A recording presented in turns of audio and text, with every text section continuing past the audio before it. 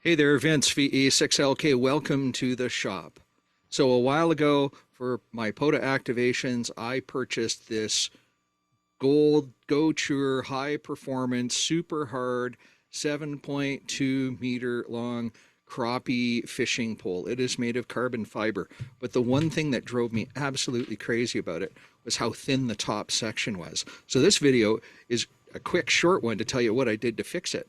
So first off, let me show you the final product.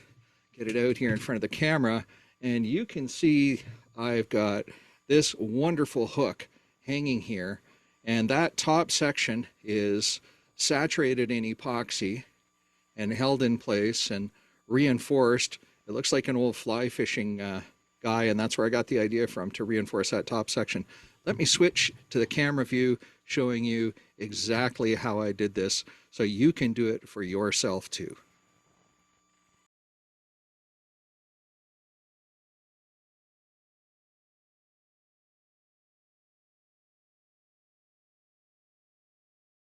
I mounted this hook on the top, and I happen to have one of these around, and I wound thread around it to make it reinforced, and it's all epoxied in place. How did I do that? Here's the third section and the second section, and you can tell that I'm going to put it in backwards because this is shiny and this isn't. So I take the second section and I insert it up the bottom of the third section, and what that land until it doesn't go anymore. And of course there's glue in this section, and this is where the clip is on my production mast, and that makes this top section super stiff. Without it, it's kind of way more flexy. Okay, so that's how I did it.